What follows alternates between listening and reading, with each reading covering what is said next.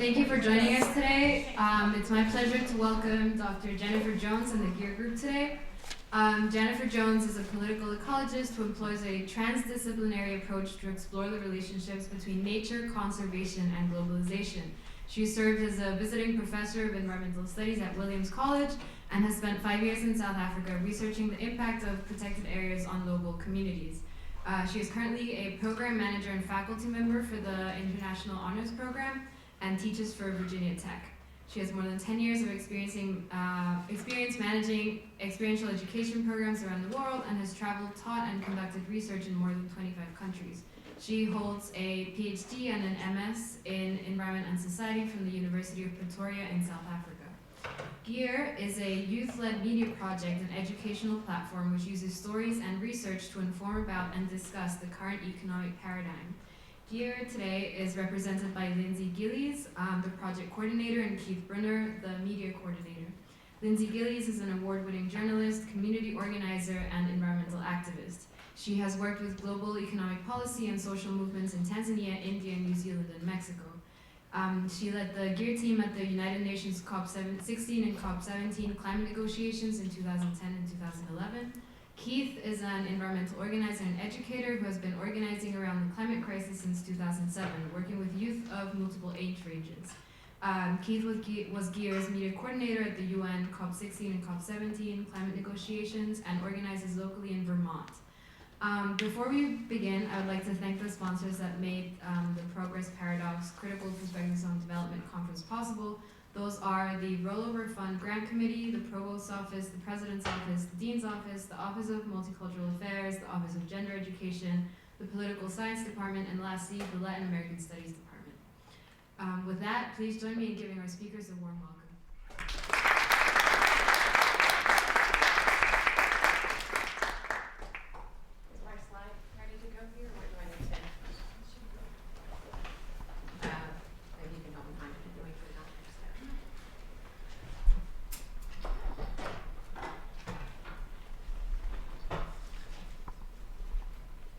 In the meantime, I want to say thanks so much for having me. It's really, really special for me to be here. Mohandra was a student on the study abroad program last year, so we traveled to 5 different countries together on the program which I direct for the International Honors Program, Beyond Globalization, Reclaiming Nature, Culture, and Justice.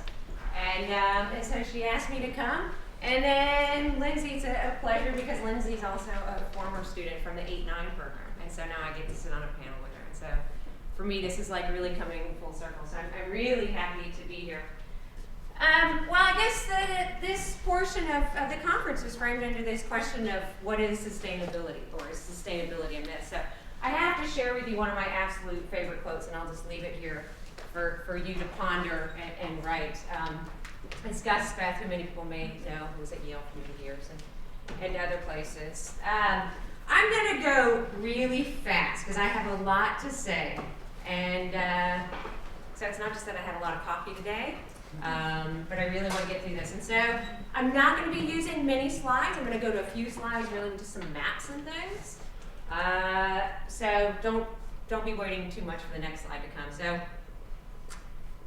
Mohandra mentioned my background as a political ecologist. And basically what I want to say, or what that really means in the context of today's talk, is that I want to focus on issues of the actors, power, and money when we talk about conservation and development. And specifically, I'm going to talk about NGOs and their work that they're doing in Tanzania and conservation. This talk is extremely value-laden, because I think all knowledge is. I'm not going to claim I'm an expert. I'm just going to offer you my approach, my opinion, my analysis. Recognize, though, it is embedded in a value system, and that all perspectives of nature are. It's frustrating, I know, but I'm not going to offer you any grand solutions today. I know we get sick of the doom and gloom and, everything's just going to hell in a handbasket. And I'm going to talk about some really bad stuff that's happening around the world. And I don't have all the answers. But what I hope you can take away from this is learning to ask better questions. I hope maybe you hear something today, maybe an argument, maybe a tidbit of information that inspires you to think about questions in a new way and to start asking better questions. One day, they do lead to solutions. So, what are our guiding questions for this talk today? Well, sort of three big questions. I'm going to ask how are power and hierarchy, particularly those that are disguised as foreign policy and what I call aid, sort of development aid, how are they related to nature conservation in Tanzania? Who and or what benefits from this paradigm, from this perspective? And how do bingos fit into this? I don't know if you guys have heard this term, bingos. You guys know NGOs, non-governmental organizations. B, big, I, international. So I'm going to talk about bingos, the big international NGOs. How do they fit into all this?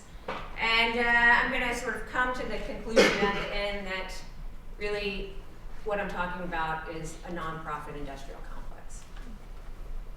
So having said that, NGOs, it's a growth industry, really a growth industry. We have 40,000 registered NGOs internationally today. That's a lot. I work for an NGO. International Honors Program is an NGO. It's a growing, growing, growing field. And certainly many of you aspire to work for an NGO one day. I want to focus specifically right now on three bingos in the conservation and development field. You guys have heard of most of these. The three biggest in the conservation field are TNC, the Nature Conservancy, WWF, the Panda People, and Conservation International. Those are the three biggies. What you may not know is that just those three NGOs together have a combined net asset of $6.1 billion. That's a lot of money in the conservation field. I know many of us are used to thinking about debt and deficit and trillions of dollars and things, but $6 billion assets of three NGOs that are doing conservation and development work around the world means they have big power based on that big money. Just their annual revenues, the number from 2009, which is the latest figure I can get for all three for a cross comparison, just annual revenue is $1.3 billion. And that's, I'm going to argue, from a political ecology point, it's a lot of money that buys a lot of power and a lot of influence. We see these NGOs change over time of how they get their money, how they acquire their sphere of influence. Most NGOs historically got their money, their donation money from membership. And membership is still key. Many of you are probably members of WWF and some of these other organizations. But in the 80s and 90s, we saw the NGOs really starting to get more and more money from development organizations, primarily USAID, United States Agency for International Development. We saw conservation, nature-based organizations increasingly taking money from the development sector. And that's still a really big part of their revenue. Where the trend is going now in the 2000s, and for me, what is really, really worrying is the role that corporate money is now playing in the NGOs. More and more and more money is coming from the corporations. And there's not time to go into a whole big analysis of that, but I think you can assume what I'm trying to imply with the corporations now driving the conservation field. But it's also scary about these corporations, okay? So I told you the three NGOs. Would you be surprised to learn who some of their corporate sponsors are? Keep in mind, these are conservation agencies who are getting money from Monsanto, Cargill, BP, Chevron, Alcoa, Rio Tinto, Walmart, Coke, International Paper, and McDonald's. So the NGOs, WWFCI and TNC, who are busy saving the planet, are also taking money from these corporate actors. We're seeing these NGOs grow and grow and grow. And what that's doing to conservation as a field, if you will, is that now conservation is a big business. Conservation itself, managing protected areas, conservation projects, now linked in with conservation and development, it's big business. It's a growth industry. And where this is becoming a problem is this leads to what I call territorialization by these NGOs in a couple of different ways. These conservation NGOs, or bingos, are literally creating territory and marking territory around the world. These three are competitors, these big three, right? And they each try and claim their sphere of influence. They're literally dividing up the planet.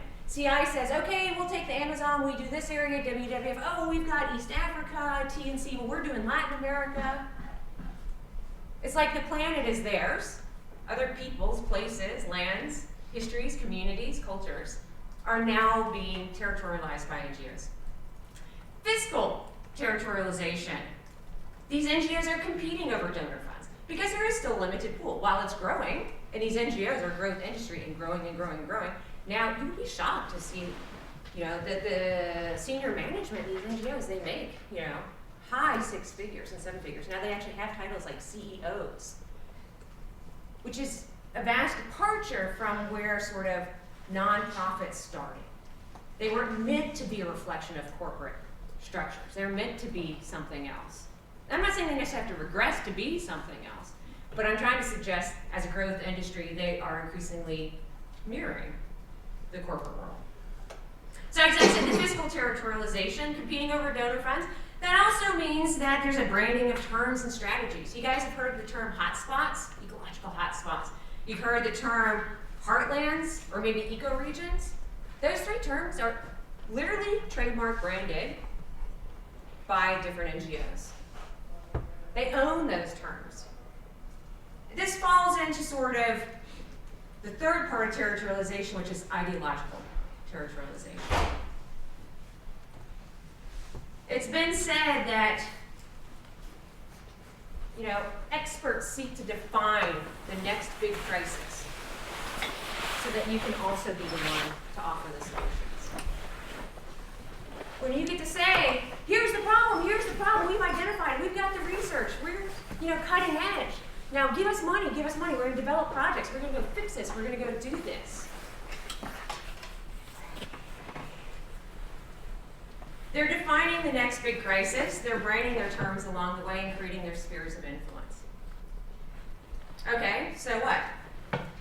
Well, I'm gonna, in a minute, get to talk specifically about Tanzania, but in terms of how these conservation programs and conservation and development programs are playing out around the world, there are serious social impacts that are going unnoticed. Negative social impacts. Again, I'm trying to cram a lot into a really short time. I'm just trying to be provocative and get you to start thinking about these things. I hope you end up leaving here with more questions than I could ever possibly answer.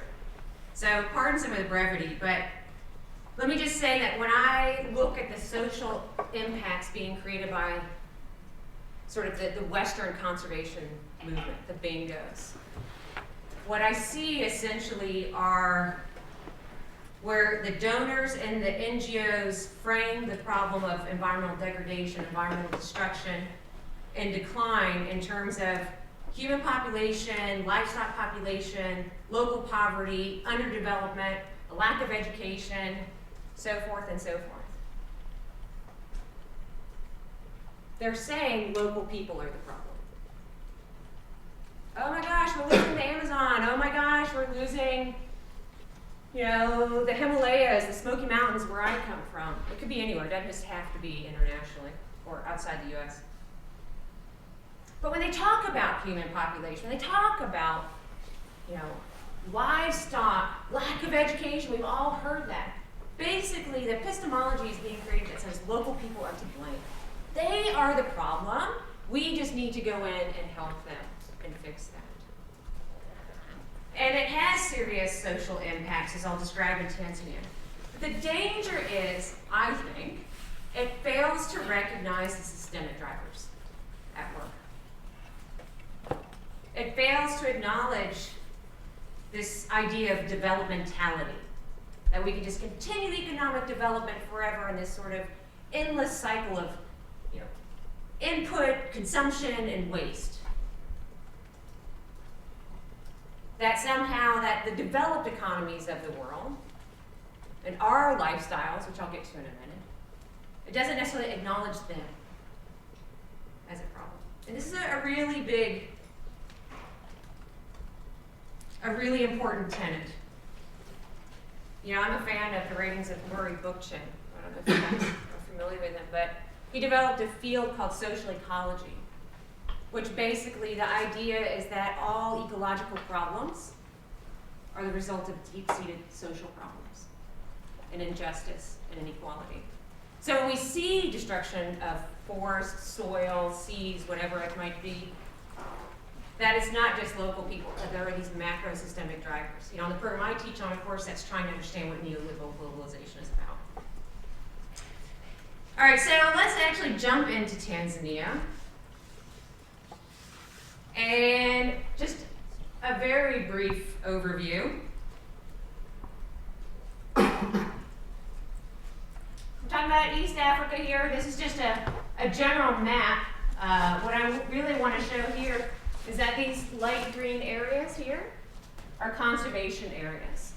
We've got the Indian Ocean here, we've got Kenya to the north, Rwanda, Burundi, Mozambique to the south. Here's a little inset just for some basic geography. This map, of course, is not perfect and drawn to scale, but what I wanted to demonstrate is that 39% of terrestrial land in Tanzania is in the form of protected areas. Many of you have heard of these world famous areas, Serengeti. I'm going to talk about Ngorongoro Crater, Selous, many other reserves. 39%. These are unpeopled parks. Give you a little bit of an estimate, Tanzania is about twice the size of California. We've got about 40 million people. About 75% of the folks there are subsistence farmers.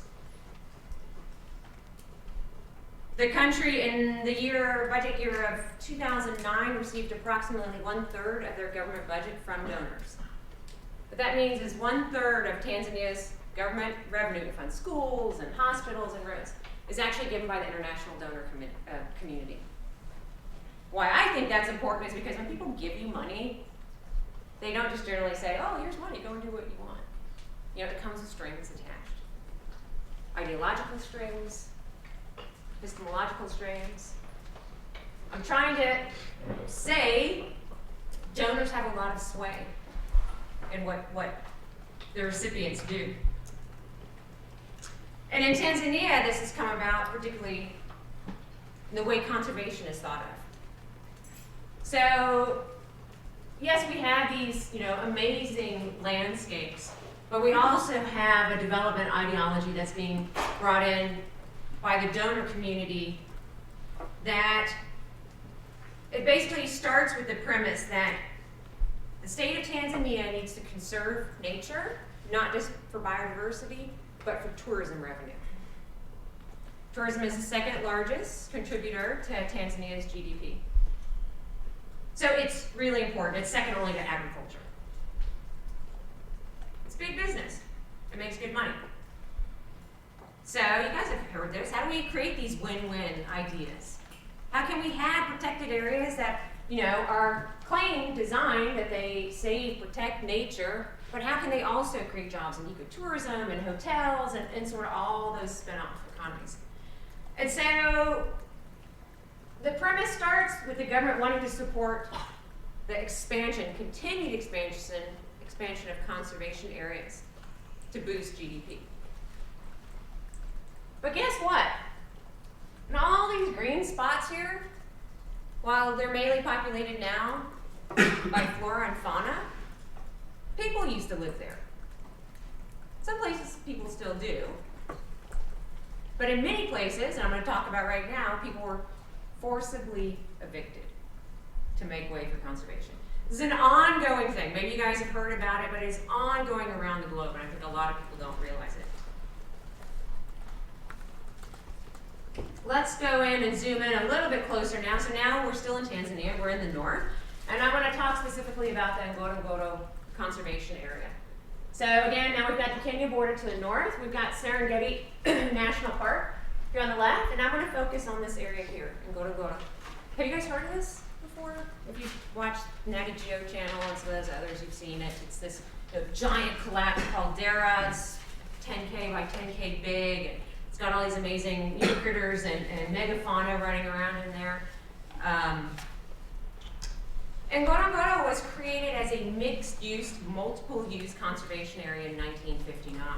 It was created specifically as a multi-use area because prior to that, you had the creation of Serengeti National Park, which, contrary to what most of us know or have been told, there are a lot of people living in and around Serengeti National Park.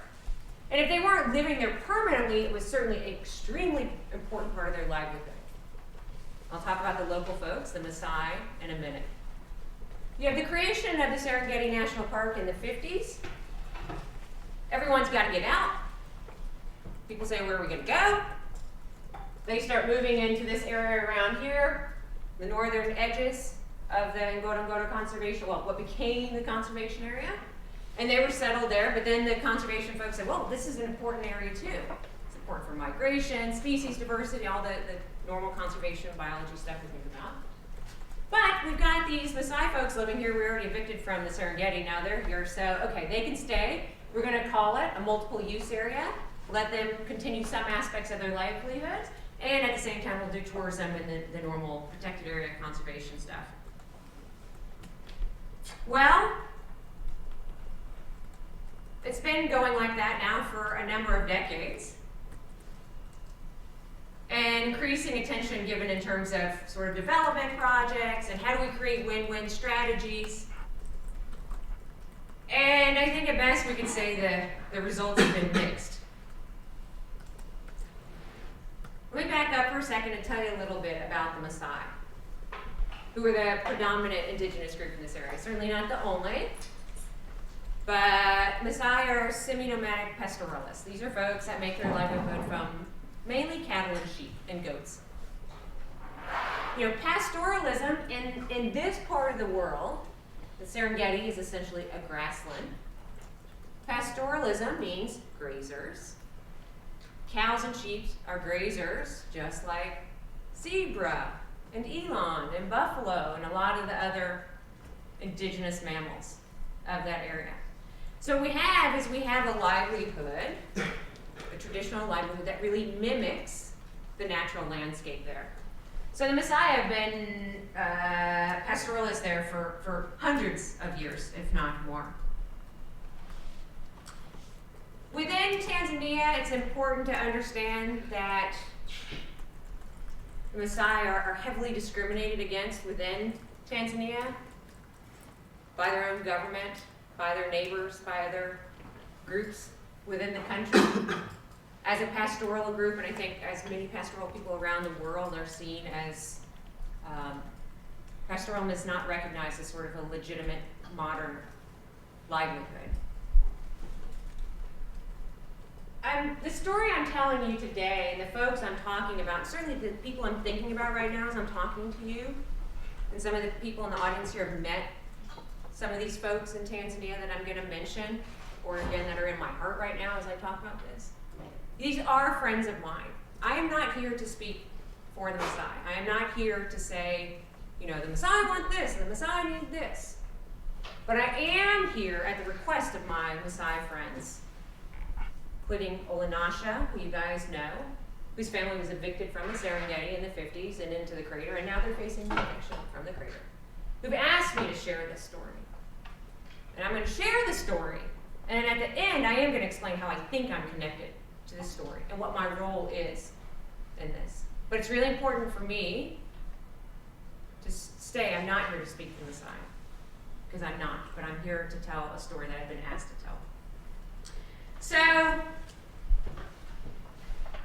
one of the things in terms of how Olenasha and his friends and communities and the Maasai are trying to navigate is the fact that they live in a state and they live in an area where the state is actively working against them, doesn't like pastoralism, sees it as, quote, backwards is the term normally used. But at the same time, they want the Maasai there for the novelty of tourism. We've all seen the colorful brochures and the dancing and sort of, you know, this romantic vision of Maasai. So the state, in terms of promoting tourism, is trying to keep the Maasai there in some sort of capacity so tourists can see them. But at the same time, as tourists, when we go, and if I take my mom to Tanzania and take her on safari, she doesn't, and this is a true story, she does not necessarily want to see, you know, cattle and sheep grazing with zebra. Because that does not fit our image of the Serengeti.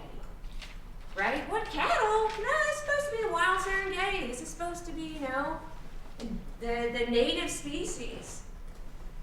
And so we have a Maasai livelihood that is denigrated in terms of it sort of being, quote, outdated that is also not necessarily part of the pictorial landscape when we think about East Africa.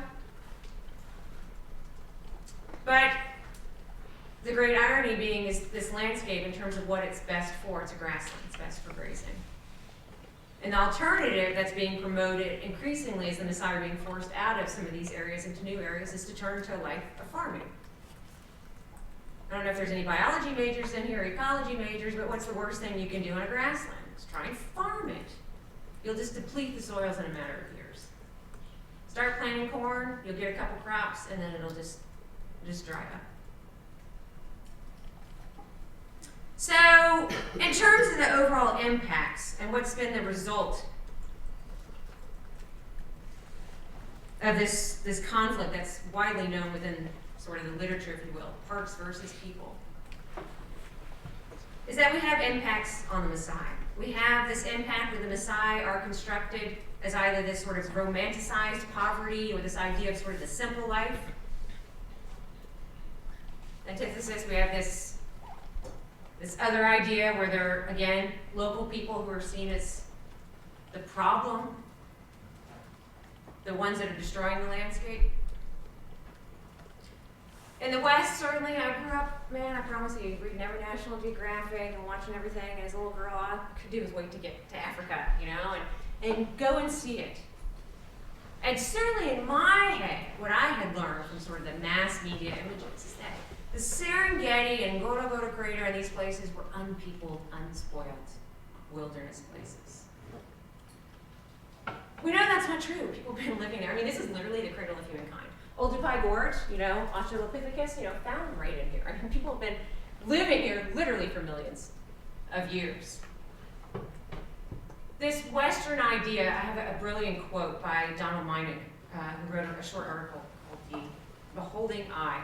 Let me read this quote because it always comes to mind when we think about sort of these landscapes.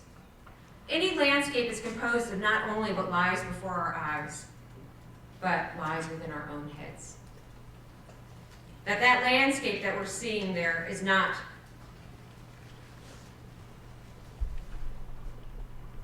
what it appears to be.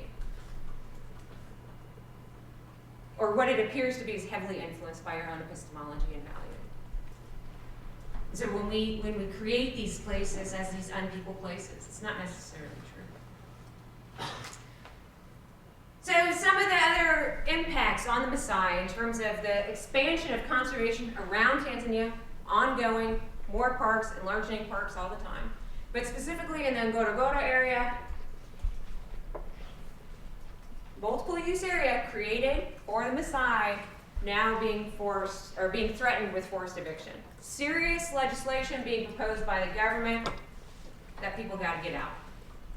The Maasai are destroying the area, they don't fit there, let's get them on the outside of the park, we'll set them up. They can still play an active part in tourism, but you know, settle them down, stop moving around. As Olenasha, my Maasai friend, says, that the government of Tanzania is allergic to anything that moves.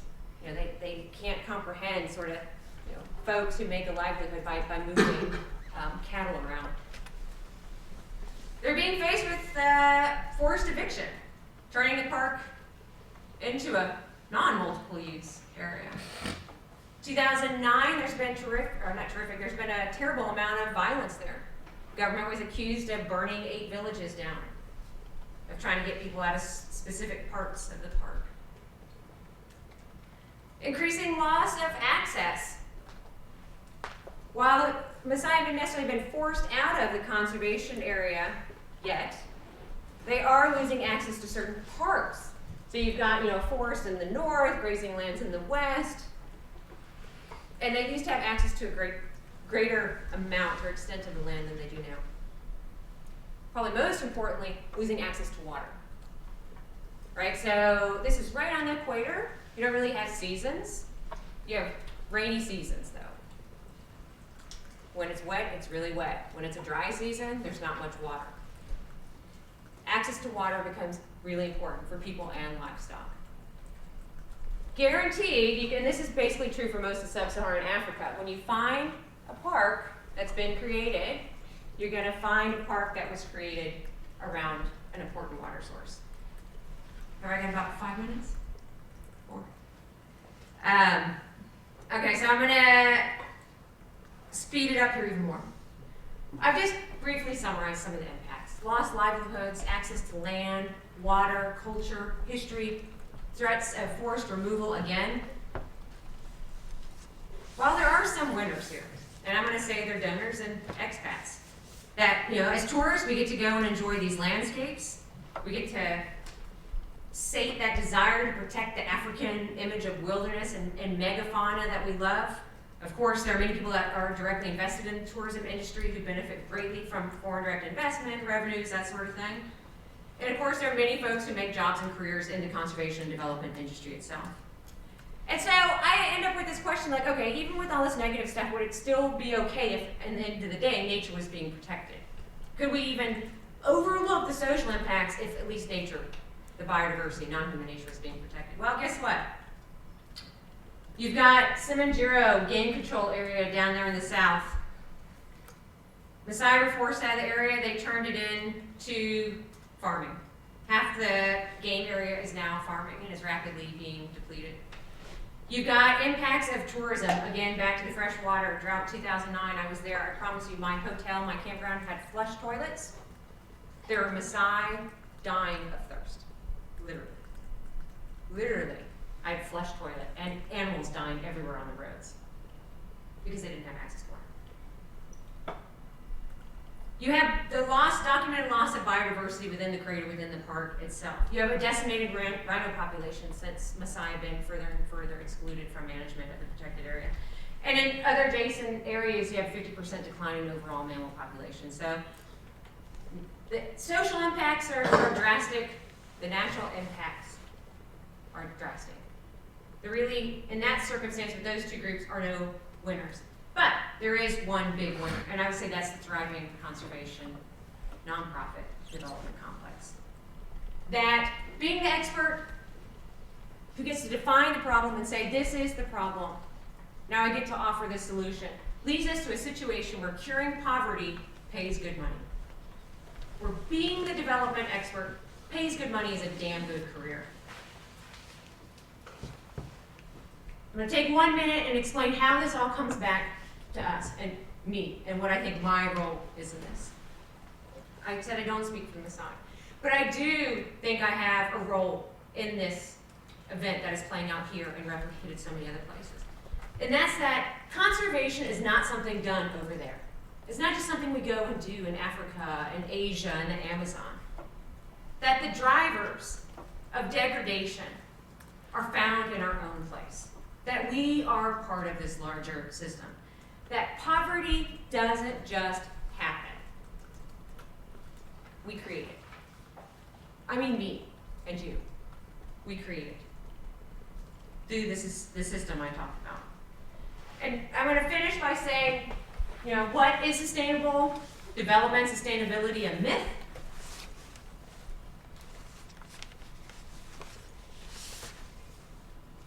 Aside from the fact that I think the term itself is fuzzy and vague and impossible to define, and how would you agree to a metric system of how to measure it, is to remember that anything can be sustained, including inequity, and inequality, and injustice. And that change begins at home, and that you are part of the system, and to start. If you want to make change, start now. And I'm going to finish right there and say thank you very much. And I'm sorry if I'm over. It was a lot.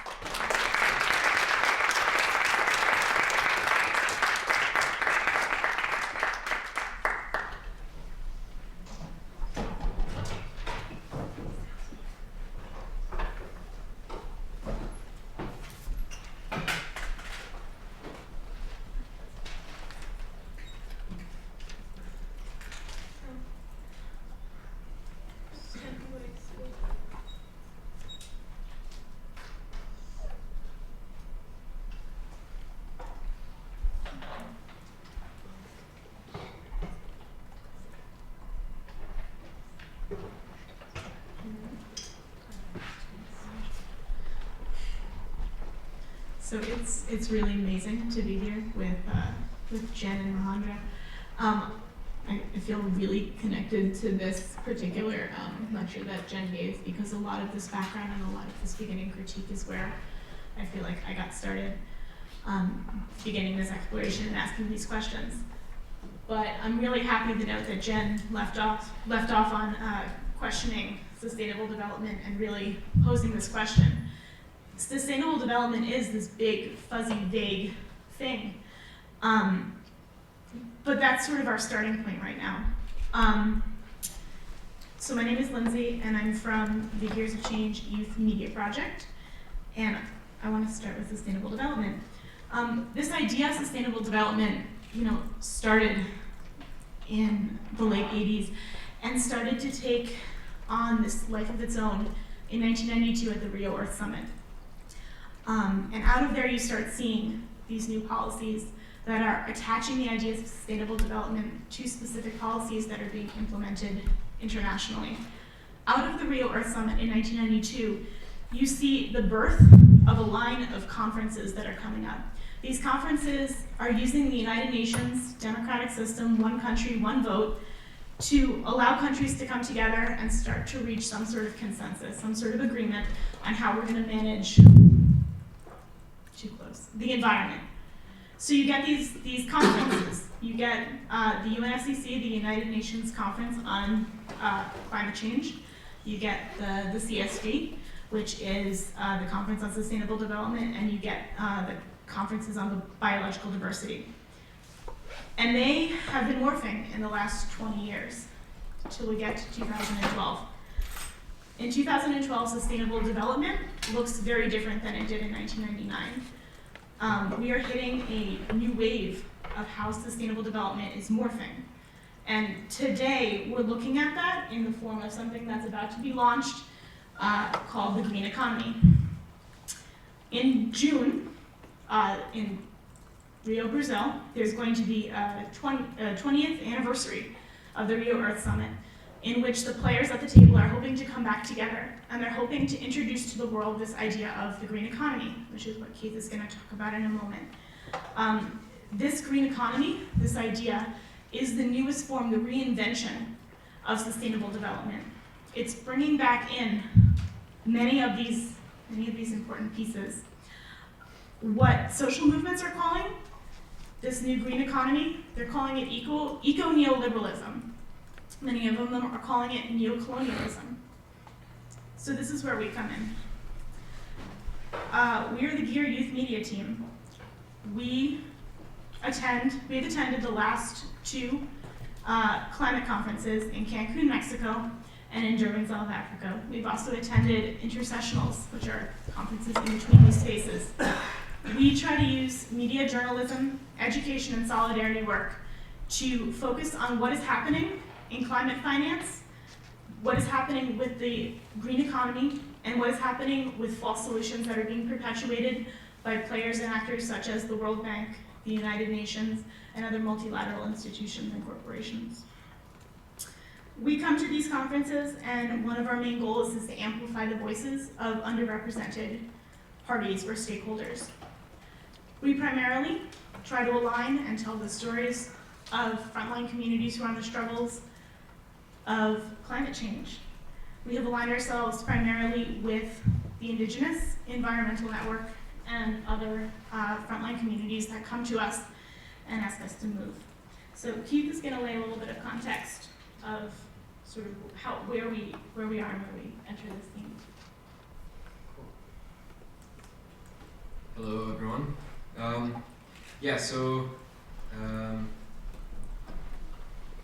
How's everyone doing? Is anyone involved with any climate change organizing here? I know that there are a lot of just active networks. 350.org has active networks, Sierra Student Coalition, and others. Cool. Is it with Swarthmore specific groups or some of it? Anyone work with Sierra Student Coalition or a little bit? Okay, cool. Yeah, so we really had had the pleasure of working with a lot of the youth organizers at the International Climate Talks. Really kind of fell into this work got hooked up with a lot of really inspiring folks.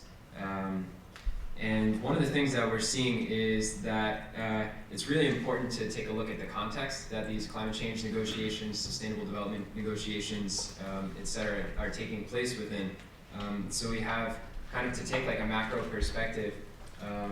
Folks might look at the crisis of capitalism and say that there's a crisis of accumulation. There's tons of money that's in the pockets of the 1%. They're trying to find profitable investment opportunities, and it's just not happening. So there's a real need for new frontiers for investment, and finance has really been that frontier over the past 20 years, especially 20, 30 years, especially with the subprime mortgage crisis that's really come out, and people are really seeing this, that you can invest and make a lot of money off of things that aren't actually real. It's kind of just like financial inventions and widgets. So that's one context. Another context is we're reaching the end of cheap oil, and we're seeing the climate impacts are really being really severe from the burning of fossil fuels. So one of the responses has been to really go for the dregs of what's available. Folks are probably familiar with the tar sands up in Canada. There's tight oil in North Dakota. There's oil in the pre-salts off of Rio de Janeiro in Brazil. It's all this stuff that was really hard to get at when oil was cheap and it wasn't economically viable, but now that the prices are staying high, they're going for it. And it comes with a lot of ecological devastation, and we also know about the climate implications. So within this context of climate chaos, of the end of cheap and easy oil, and the kind of search for new investment opportunities, we are coming up with this green economy in the context of sustainable development and poverty eradication. And that's the official term for what is has a place in the Zero draft, which is the draft document going towards the Rio Earth Summit this summer, the Rio +20 Earth Summit. That's going to be in Rio de Janeiro. And it really is, it's being framed as a way to save the planet by internalizing externalities, by creating new markets for carbon dioxide, markets for ecosystem services, biodiversity, by expanding the development of agrofuels, which are crops grown to produce fuels for the industrial economy, and really by building infrastructure and pushing the development of infrastructure, kind of the traditional development agenda. And this is what's being framed, and what we're really seeing is that it's more, it's not necessarily about saving the earth, it's more about saving an economic model, capitalism, and the way that it's currently structured. So within that context, looking at it, we have the World Bank, other international financial institutions, the United Nations system, and multinationals. What we've been seeing at the COP10 or COP17 conference this past December in Durban, the year before at COP16 in Cancun. These are the climate conventions. And then I just was down 2 weeks ago in New York City at the intersessionals for the Sustainable Development Convention. It's kind of like the negotiation process leading towards the Earth Summit.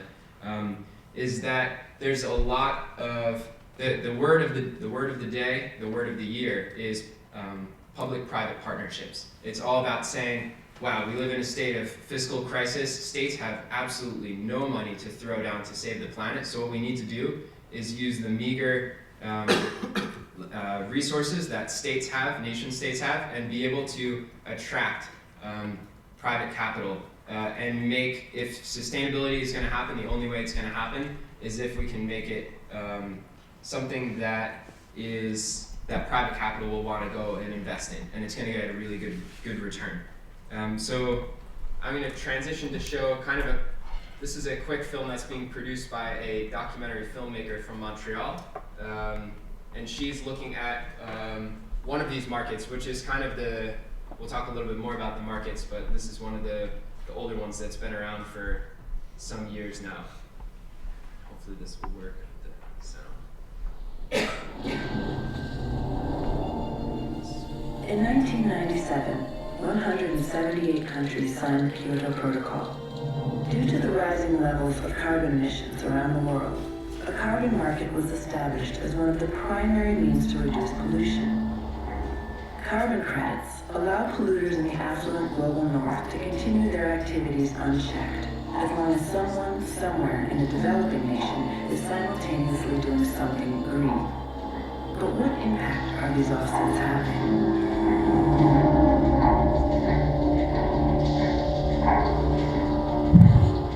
Ela ganha dinheiro para poder captar, para diminuir a poluição atmosférica, mas depois ela devolve isso de novo para a natureza. Então está pagando igual tempo. Qua numeri qui capturismo numeri qua. Considerando que estou aí captando carbono para não aquecer o planeta, mas estou deixando comunidades morrer de fome. Isso não é mais aceitável. Everybody knows that recycling saves more carbon than if you burn something. खरे अर्थाने दुःखी होत्या प्रकारामुळे आम्हाला जे फायदे व्हायचे होते ते फायदे कुठले झाले कोणत्या प्रकाराने आमच्या पूर्ण गावाला लोटले गेले. They have privatized the water system, which for these people, from fishing, from drinking the water, so that they will all be able to get carbon credits. Y empezaron a dispararlos, muriendo 5 compañeros, y aún mi persona, pues soy una de las personas afectadas.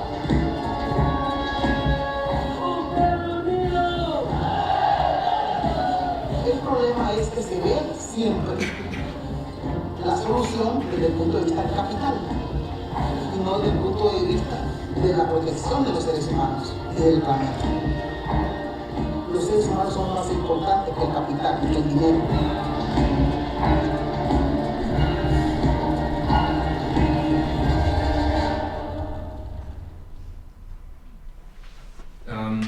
So the UN climate talks, I think the best way to describe them, as having been to 2 of them now, is kind of it's a trade show, and like all the big firms are there, and it's all about new technology innovations and new market opportunities. And I think this film shows a little bit about, and we can talk more. We were in the Awan Valley in Honduras last year, and we're in some of the communities where the biofuel production is happening with the African oil palm. That was one of them on there. But you can see that the creation of this new market for carbon and for carbon offsets is already beginning to have major effects on communities. And what we see at the international level is that, as I said, it's a trade show. Ban Ki-moon, who's the Secretary General of the United Nations, is using the term to describe the green economy, the carbon markets. It's a, and I quote, free market revolution for global sustainability. So Jen was talking earlier about neoliberal economics. This is the new neoliberalism, is what people are saying. We're also saying, and then I'm gonna hand it over to Lindsay, is we have groups like ETC Group, which is a really well-respected group that monitors mergers and acquisitions in the agribusiness sector and energy sector. They've been doing this for 30 years. They're saying that if the powerful nations we're watching the powerful nations versus like the G77 duke it out in the negotiation texts around property rights versus human rights, et cetera, et cetera. They're saying that if the powerful countries really get their way in the negotiations leading up to the Rio Earth Summit with the green economy is looking to facilitate the biggest land grab, they're calling it an earth grab, in the past 500 years. That's the scale that is being talked about with the creation of these new markets, the expansion of new technologies, which we'll talk more about, and the development of new infrastructure, all financed by private capital. So my all-time favorite topic is what the World Bank is doing. And so obviously one has to assume that if there's some development involved, the World Bank is very excited. So yeah, the World Bank is really stoked on climate change right now. They are very interested in being at the forefront of eradicating poverty and now also working on the climate crisis. And so, go back a little bit. Some of you guys might remember a big hype around what was COP15. COP15, the 15th climate conference, took place in Copenhagen. Copenhagen, big street marches, lots of media, pretty exciting. Lots of buzz to get Obama, recently elected President Obama, to come over to Copenhagen and to make some sort of statement to show that the United States was recognizing its responsibility in this. And so Obama does go. He shows up in Copenhagen, and sort of like Santa Claus, he comes up and he drops this bag, and it's this big pot of money. And he says, we are going to start this $100 billion green climate fund. And the US is going to drop a little bit of money to start it, but all of the major players need to contribute to it. This is the Green Climate Fund. This is in COP15, the big pot of money that's going to save the day. This pot of money has been called for years and years by social movements on the ground. They've been looking for some money, some commitment to begin to fight the real human, immediate issues of climate change. What happens? Move forward a little bit. The pot starts to get filled. It does. Money starts to get invested into this. And people realize that $100 billion is a very big amount of money. And so as they look around for a vehicle with which to manage this, the World Bank steps up and says we would like to be in charge of the Green Climate Fund. So in Cancun in COP16, the World Bank becomes appointed as the interim trustee. And then in COP17 in South Africa, they become appointed the official trustee. As the trustee of this pool of money that will be used to, deal with adaptation projects, mitigation projects, all sorts of climate, how we're going to solve this crisis. The World Bank has the power, who they're going to lend to, what sort of restrictions are on countries, how is the money going to be delivered, who's accessible, what governments are accessible, what does their economy have to look like in order to get the money. And if you look back into history, we can see the World Bank probably didn't have some of the best track records when they dealt with development money the first time. Civil society is calling now and saying, social movements are calling now and saying, this is not what we asked for. We needed this money to solve this crisis now. And so we're running into some big issues. Social movements are also very concerned with how the money is going to be spent. And this is moving into the false solutions that we just saw in the film. Some of the 3 big false solutions that we would like to talk about are the development of carbon markets, RED, which is a forestry project called Reduced Emissions Through Deforestation and Forest Degradation, and the development of agrofuels. Cool. How are folks doing? Is this making sense? We're hoping that we can seamlessly integrate it in with Jen's presentation, and especially when we begin to talk about RED. And are folks familiar with the idea of carbon offsets? I guess as a little aside. So there's now this it's kind of this idea like, all right, you can emit some carbon dioxide, and if someone else sucks it down, like hypothetically, then the global levels of happiness are equal, et cetera, et cetera. So that concept is being extended into the idea into biodiversity, and so now what you can do is you can flatten an ecosystem in some part of the world, but as long as you pay to finance some technician in Brazil or somewhere else to have an ecosystem provide some sort of ecosystem service or biodiversity benefit, then the net loss of biodiversity, you can actually have a net positive impact. That's the big thing that's being talked about in the lead up to Rio de Janeiro. So you can kind of see how this market logic, when extended to things like biodiversity, to ecosystem services, starts to border on the insane. So we have a quick clip talking a little bit about RED, that reducing emissions from deforestation and forest degradation, which was really a front line at COP16.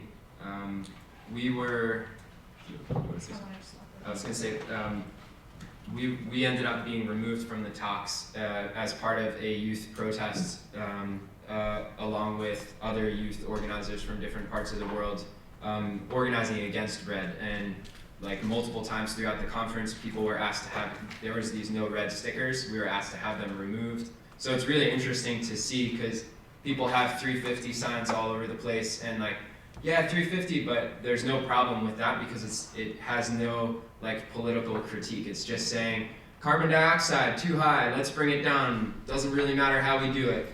Whereas RED was a policy that was being pushed by the powerful nations, and for criticizing that, people were really getting singled out. And the director of the Indigenous Environmental Network, Tom Goldtooth, was even barred from the talks on one of the days, and it made a huge international stink, and he was let back in. So you can see that when you begin to target some of the initiatives that are being pushed by the powerful countries. And it's pretty easy to see why. It offers some very significant opportunities to achieve multiple goals. So this is Robert Zellick talking about RED. He's a former Goldman Sachs international exec. He's the president of the bank now. To really save our rich biological diversity. So we really need this Cancun copying to adopt the decision on RED+. And I think if there's any lesson coming out of Copenhagen, we don't have time to waste. And if there's any issue that's right for moving forward, it's RED+. While corporate elites push RED inside the Cancun Climate Summit, thousands of people excluded from the official venue marched in the streets outside.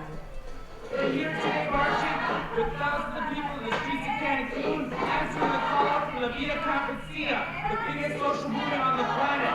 We're here today to call our nation states of the world and their failure to act in the global climate crisis. And in particular, we're here to call out the World Bank and their co-optation of the United Nations Climate Change Convention, through the World Bank Grants Program. We're here with a direct message from the World Bank to say that as indigenous peoples, we do not want our forests to be traded in the International Forest Carbon Facility. We don't want those peoples from our homelands. We know how to take care of our lands. We don't need the World Bank getting involved in that. So we're here to say to the United Nations, to the world, and to the thousands of people that are taking action all across the planet on today's La Vida Campesina call-out, that as indigenous peoples, we want rights, and we don't want reds. So a quick, and then Lindsay's gonna say something. So what is this RED? Why are people worked up about it? It's essentially taking the equation of kind of carbon trading and carbon offsets and saying that a green project in the global south is equivalent to like emitting carbon dioxide in the global north. So that's the carbon offset equation. This RED project or RED program extends it one more step, and it says that if you can pay to avoid deforestation, so to avoid cutting down forests and prevent that loss, then in effect that is an offset, because if you can prove that those forests would have been cut down anyway, you're reducing emissions. So you begin to see there are tons of critiques, and we're not going to get into them, but you kind of see it's essentially the difference. What you're selling and what's being put on the market, the carbon credit, is the difference between what might happen and what you hope will happen. Because there's no way to tell the future if those would have been cut down. Would people have moved in 5 years after it's going? There's really no way to tell the future and develop that carbon credit and that price. So people are even going so far as to say that this is kind of like a derivative. It's like a financial widget that's being created, and really it's a commodity that's not based in a hard product, like nuts and bolts, for example. RED is pretty fantastic. RED, reduced emissions from deforestation and forest degradation, has some pretty amazing loopholes. RED is actually REDD+. The plus on the end stands for safeguards. Those safeguards are supposed to protect forest and forest-dwelling peoples. Those safeguards have been hotly contested in these negotiation spaces by the people and have been called on the carpet by the people that they're supposed to be protecting. Especially women, and women from indigenous communities have pointed to these supposed safeguards and said, this is not going to protect me or my family. RED is particularly interesting, and one really great example is actually a partnership that's happening in the United States. Although there are RED pilot projects that are happening all over the world, including in Tanzania, there's one RED pilot project that's sort of it's been cherry-picked and examined, and sort of it's on the table right now, and it's under the microscope, and it's the partnership between the state of California and the state of Chiapas, Mexico. And there's a lot going on there. And if you look politically, you're gonna see a lot, but in a nutshell, you've got the state of California. The state of California has made commitments to lower their CO2 emissions. How do they want to do it? They would like to buy carbon credits. They decide to invest in our neighbor in the south, in Mexico. Chiapas, Mexico. Lacandon jungle. Stronghold of the Zapatistas, and also very, very hotly debated and contested political zone. Wakandon Jungle, also really rich biodiversity, also a place where there is big fossil fuel reserves. The state of California wants to reduce, so they are looking at this section of forest in Chiapas, hoping that they can get their emissions by purchasing this forest. As part of the stipulations to be considered a project, there are some stipulations, and some of those include forests. People cannot be living in the forest or managing the forests. This is incredibly problematic for people who specifically live and rely on the forests. So if you're practicing slash and burn agriculture, or if you're practicing any sort of agriculture that directly relies on the forests, such as what's happening in this particularly congested forest, you have a problem. Add to it the fact that the Mexican government has been actively trying to evict people and divide the population in this particular forest for years. It's pretty interesting. The state of California has been informed of the concerns from the people of Mexico and also of concerns of the international community, and has chosen to ignore it. And at this time, they are beginning to move forward on that pilot partnership, which is a really great concrete example. I think we're gonna just touch really quickly on biofuels and then end it to open it up for discussion. Yeah. So folks have probably heard of like biodiesel. Has anyone heard the term agrofuels before? It's kind of like, so folks, especially organizers from the South, have really been using that term agrofuels instead of biofuels, similar to environmental organizers using the term tar sands instead of oil sands. It's kind of like in the framing is like an advantage for your side, depends how you frame it. And the reason why they use the term agrofuels is because the vast majority of investment that's going into the development of these crops that will be eventually fed into the industrial machine through the kind of creating bioplastics, fuels for vehicles, biopharmaceuticals, and other kind of replacing oil or fossil fuel as the feedstock and putting living carbon in as the feedstock for the industrial economy instead. So they're looking at it and they're seeing that it's the same agribusiness companies like Monsanto, DuPont, et cetera, that are planting these. So that's another really hotly contested area that's at the UN climate talks, and especially with this green economy that's coming up, is that there are not clear definitions on what technologies and what fuels will be counted under the green economy. So we're getting to a point where, for example, the Green Climate Fund, if that pot of money, $100 billion, ever gets filled up, there's a really good chance that that money could be going towards financing like a giant Monsanto, hectares and hectares of agrofuel production. So it could be jatropha, that's one of the hot ones. It could be African oil palm, that's one of the hot ones. And then increasingly through the use of synthetic biology, which is a kind of extreme genetic engineering that's just being developed right now. There's talk of how to take tree plantations and synthesize them into like feedstocks, industrial feedstocks. So that's something that's coming up. So that's when I was referring earlier, I was saying there's markets, there's technology, and there's new infrastructure that's being developed, and it's these new frontiers for investment that are all being contained within the green economy. That's kind of what I was referring to. And then maybe I can talk a little bit about so why we do this, what we're trying to do as an organization. Both of us were pretty involved with climate-related organizing at UVM. I was on the statewide steering committee for 350.org in Vermont, which is like a huge hotspot for that particular organization because it came out of Middlebury. The Bill McKibben fan club is bigger in Vermont than anywhere else in the world, for folks who are familiar with Bill McKibben.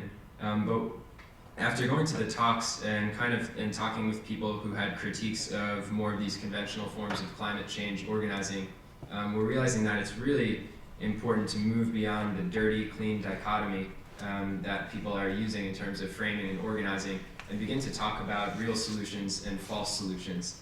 Are these solutions going to be moving us away from industrial capitalism or the industrial economy to something different, or are they just a way to prop it up and continue it?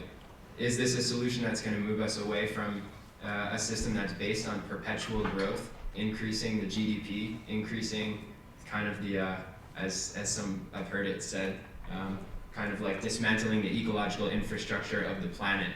That's like what GDP is, and turning it into trash.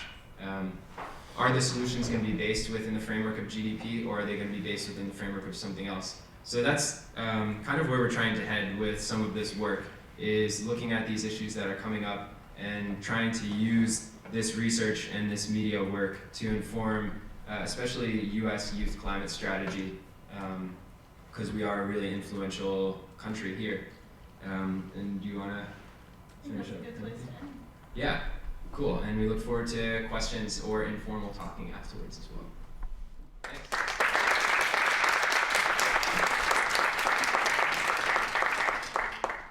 We have about 20 minutes for questions. People feel free to ask questions either for Jen or for Lindsay or Keith. Well, thank you very much to the three of you for coming. And then my question is, if thinking about real solutions and false solutions, then is the issue the green economy, or is it who is putting value into the resources? Maybe I'll talk into this. Yeah, well, I think there's one question, and that's the framing and messaging, and the Energy Action Coalition, which is like a coalition that puts on the power. Folks have been to or heard of the Power Shift conferences that happen. It's kind of like a U.S. thing, but happens in other countries as well. They just launched a whole campaign called "Building the Green Economy," and so for all of like, I got the email yesterday and it was like, and like we emailed the organizers and we were like, oh, we need like the framing and message, like we're playing right into this. So, and one of the things that people is coming across a lot of the lists is that it's not about like organizing against the green economy, because the green economy as it's currently set up is kind of it looks like it's going to be a speculative financial bubble, essentially, especially with the markets. So it's about saying whose green economy is it? Is it the 1%'s green economy? One of the phrases is it the greenwashed greed economy? And really questioning the idea of what is a green economy? So is that kind of what you were getting at in terms of like organizing and such? Yes, and I would like to also hear what you guys. Totally, yeah. Thank you. Okay, first of all, you can't just put green in front of things and think it's better. All right, you can't just put eco in front of something and it's a solution. There's not one thing on this earth that is not somehow eco. And if it's on this earth, it's part of the ecosystem. I mean, including our thoughts, and our passions and the way we want to see the world. So, I'm not as familiar as these guys with this, and I didn't even know about the sort of new branding, the next big thing, Ban Ki-moon, and the next round of Rio being all about the green economy. But when it comes to red projects, when it certainly comes to derivatives, which are now actually entering our food systems as well, in developing countries, I come back to the place that I think we could agree we've got a crisis, a social and environmental crisis on this planet.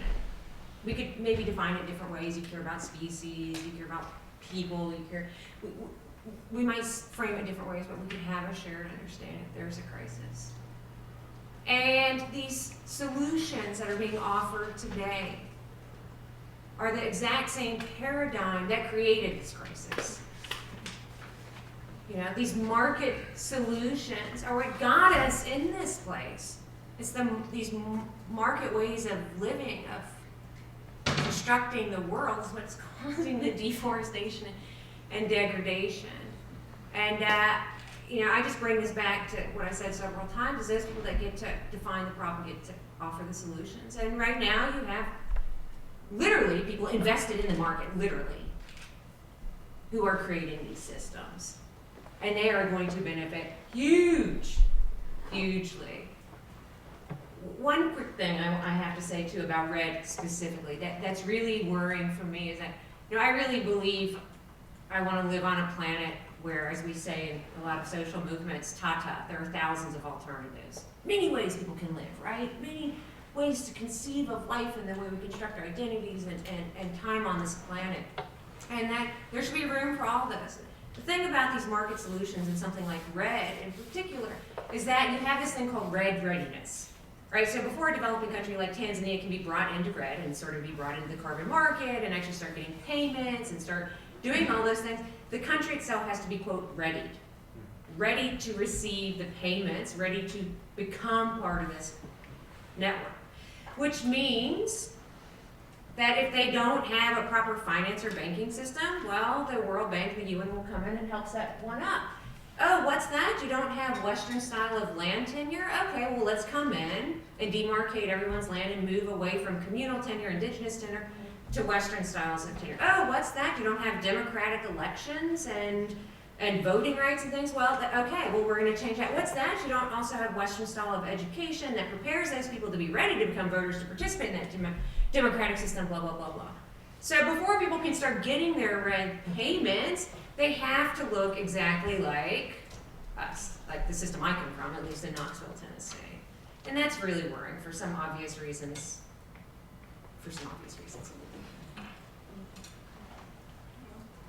Yeah, I have a question for the GEAR folks.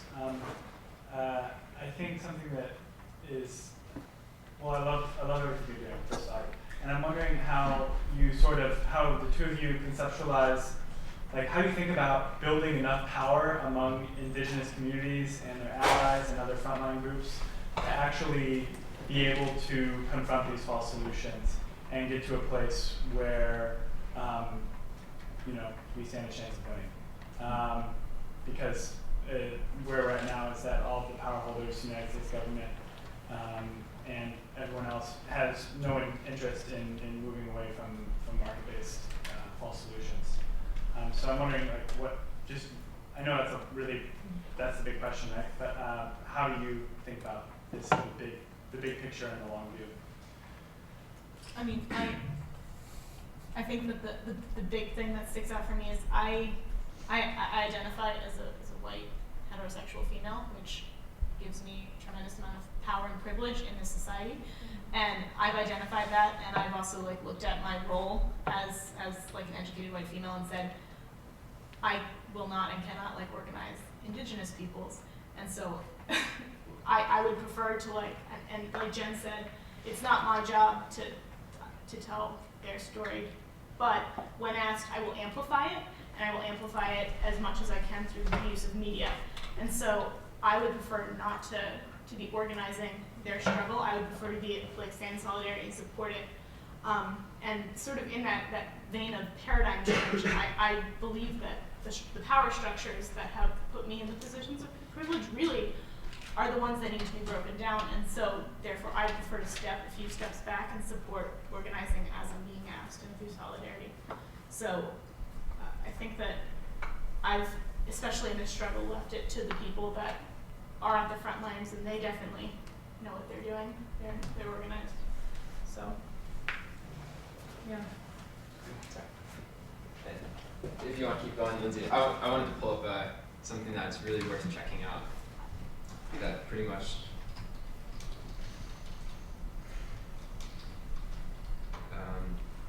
really talks about what Lindsay was just talking about. There's 350 and One Sky are this group that merged, and they wrote an open letter after the failure of the U.S. climate bill in 2009 out to folks saying hey, what can we do different? This clearly didn't work out. How are we going to save the planet? And so this was a response they're calling it grassroots organizing cools the planet. If you Google that, you can find it. And so it's a response written by grassroots and allied organizations representing racial justice, indigenous rights, economic justice, immigrant rights, youth organizing, and environmental justice communities actively engaged in climate justice organizing. And it's a really great response, and it really outlines, I think, that strategy of instead of we have to build where we have power, and where we have power is in our communities, and that's where we can challenge these power structures. And I think the job for us, at least being in Vermont, is that we don't have major extractive projects.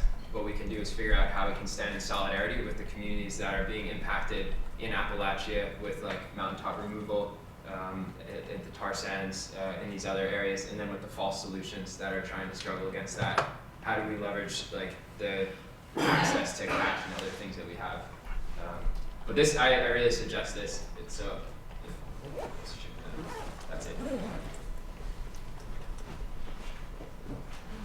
Yeah, so I was wondering, like, so coming from Malaysia, and I pretty much grew up in an urban area, so it was very much like the market economy is and has been a part of the country for at least about 100 years now. So like, I was wondering how one can go about organizing in a place where you're so entrenched within the market economy and you cannot rely on ideas such as the indigenous ideal. Because I think we do tend to, there is a tendency through my work as well, nonprofit, and like through organizing in Latin America, for example, that we idealize like the idea of indigenous peoples, and then we borrow on their ideas, and even indigenous peoples themselves idealize that whole ideal of like the past that they want to return to. And it's great for indigenous peoples, I guess, to be able to rely on that. But it's also, the idea of being indigenous is very politicized as well. And for people who are not defined as indigenous, like what can you do then? Like what sources of like legitimacy can you use to justify you organizing or going against the market economy? Is kind of my question. Y'all go ahead. I'm still thinking about my answer. That's a really good question. I mean, particularly the way you framed it, you know.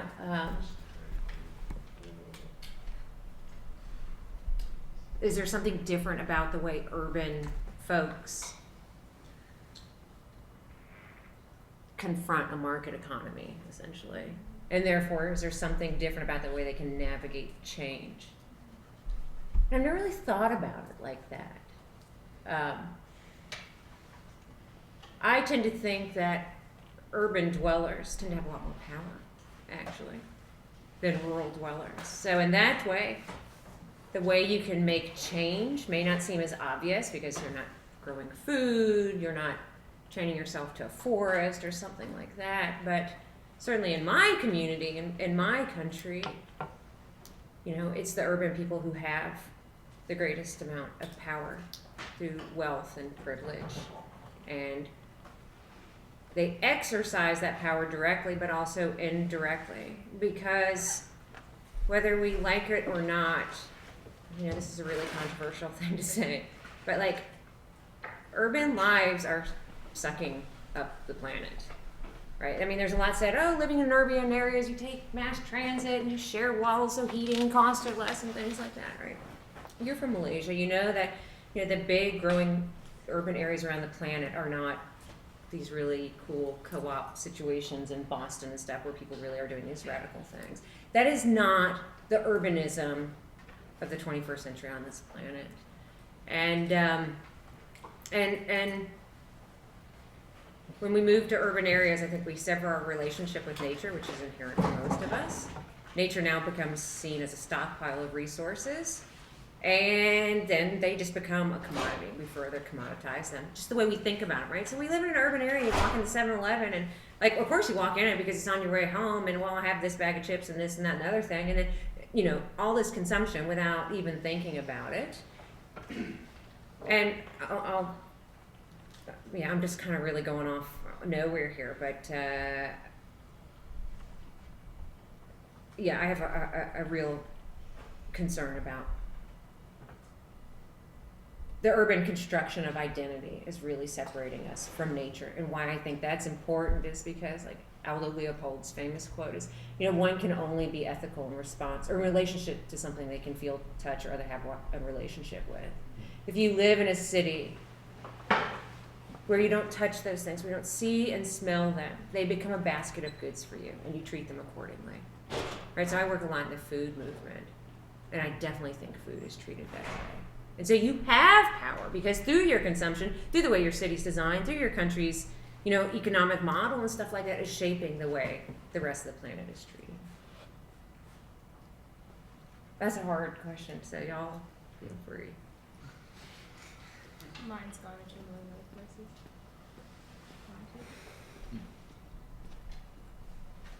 You stumped me. Or another question. Yeah, maybe we could throw up another question. And I have no idea. I just have this cool image that helps me understand things.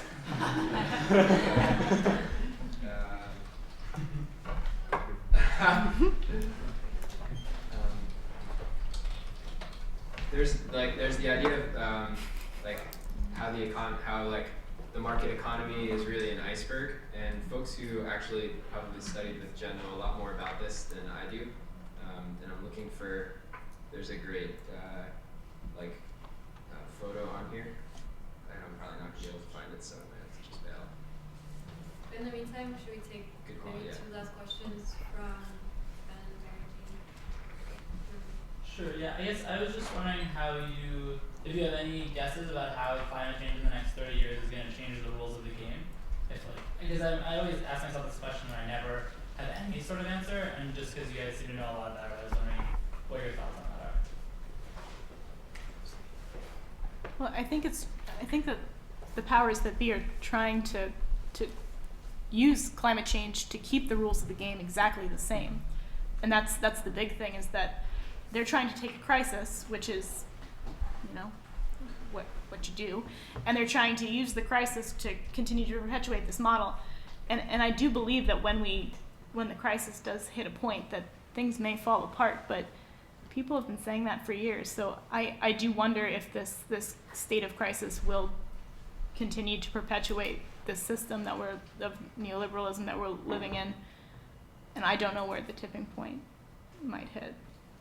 But I do think that there will be enough, I hope that there'll be enough resistance, especially if the crisis is as big as predicted. I'll say. And I think one of the really interesting things that we're finding from the carbon markets and the nascent biodiversity markets and such is that this is the famed attempt to internalize the externalities that a lot of environmental organizers call for. That's this is kind of the strategy that we're going for. And it seems like this is kind of there are other ways of doing it, but this is an attempt to do that, and it looks like it's just creating more externalities and kind of failing in a social and ecological sense. I don't really know what that means for social movement strategy, and climate-wise, it just doesn't seem to be doing the trick. I don't know if that kind of gets at it a little. Can you say the question again exactly as you said it first? Yeah, I was wondering in the next 30 years, as climate change progresses, how the rules of the game are going to change. If you have any guesses, just because I have no idea. But since you know a lot about it, I thought you might have some guesses. That's a good reconstruction. And I personally think that we're moving towards some sort of fascism pretty quickly in the U.S. and it's probably going to be maybe an eco-fascism, and there's going to be a point when, if you look at the right-wing think tanks that are funding climate change denial, they're also throwing a ton of money at geoengineering research, and so there's going to be a point where the Plan B strategy is let's dump a hell of a lot of sulfur into the atmosphere and a hell of a lot of iron into the oceans, because there's no alternative to geoengineering the climate, because there's such disasters happening, and that presents its whole other realm of who's making those decisions, where is it happening, who's involved, et cetera, and I honestly think that that's where we're heading, is that we're probably going to be seeing geoengineering coming out as a really strong push, especially by the fossil fuel industry and kind of the right wing in the next 10 years in the US, which is kind of scary for me. Do you want me to respond or? I don't have to. Having a panel and not every person has to respond. And I think these guys heard me say this earlier, so I don't think I'm gonna say anything since. I'm so sick of talking about the climate. Right? I really don't talk about it. I really don't teach on it that much. It's not particularly a personal passion, if you will, versus the human nature relationship is really vegan, animal rights, nature lover. That's really, it keeps me warm and fuzzy. But more than that, the climate as this all-encompassing issue, I think, has become a huge distraction to asking better questions. That everything now is framed within a climate dialogue. Everything gets framed that way, and you get co-opted and have to think that way and use that language. And I'm not a climate skeptic or anything like that. I mean, you know, climate's changing. There are going to be major impacts. But I asked you to rephrase your question because I remember you had said something like a time horizon. Like, what are the rules of the game going to change in like 30 years? How can we envision what the future might look like? And for me, like, that question is a good example of, you should ask right now how things are changing. Because climate is also this great way for people to frame the argument to, oh my God, things are really going to suck in 30 years. And are we prepared for it? Things suck now. You know, like there are people and critters that are suffering in awful ways. And at the same time, there are people and critters that are doing amazing things on this planet. And so we can reframe our temporal horizon. Like we don't only have to think, I mean, thank God people are thinking long term. It's totally important. So I guess it's not a matter of choosing one question over the other. Maybe we need to ask both. But I think that the climate argument does also give too much power to the skeptics to reframe the argument and things like that. So. And I'm not a prognosticator, so. I think we have one, okay, maybe two last questions. Kate, do you want to go first? Sure. So I'm also on the Rio Powership listserv, and see some similar emails. And I guess I was wondering, following up to that actually, how, because the mainstream climate movement doesn't seem to be talking about neoliberalism. It doesn't seem to be talking about red or greenwashing much at all.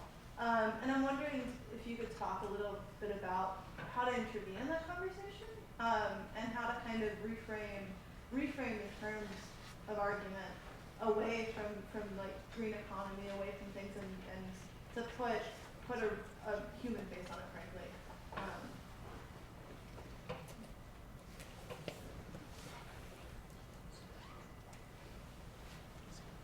We've had success, actually, by trying to redirect the conversation as actually doing press conferences and posing as clowns, which we actually had a discussion about whether or not we should give this presentation as clowns, and we decided against it. But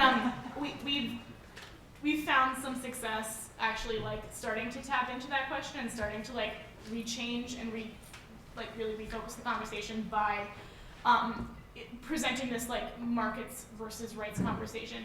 And we've done that as the 1% corporate clowns, and we're here to take your resources and privatize everything, including the air, the land, the sea. And we've done that with the international community, and it's been fun. It's gotten a lot of media, but it's also been able to reframe the conversation in terms of it's rights versus markets, and we've been able to take it on ourselves and use humor to get through. But I agree with you. It's really hard to get the mainstream media to even say the word greenwash. It's a challenge. And I would just add that, yeah, the rights versus markets paradigm is really what's being pushed by social movements. Rights of Mother Earth, community rights, and human rights. And working within that framework offers a lot more room to push the government, and offers a lot more room to do things that don't necessarily involve just always calling on the state. Whereas when you're working in a market framework about economics, you're kind of constrained by the discourse and by the possibilities within that framework. So that, I think that's something that people are really trying to push, is framing things in terms of rights instead of economics.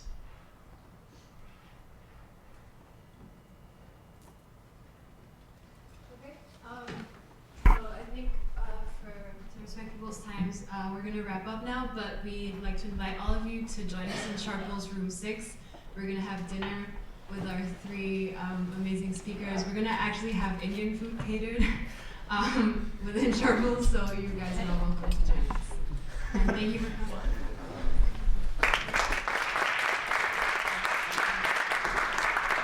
Actually, I want to say one thing. And you guys have heard me say this a million times, and I forgot to write it on the board, but it's one of my truisms, and I really believe in it, and it's taught me a lot, and I've shared it with a lot of students and who are now my friends, my allies, my colleagues.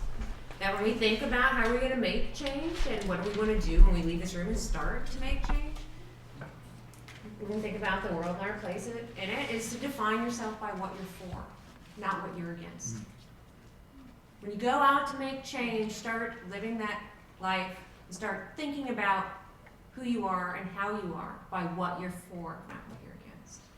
And it's a really powerful thing. Cool, let's eat some Indian food.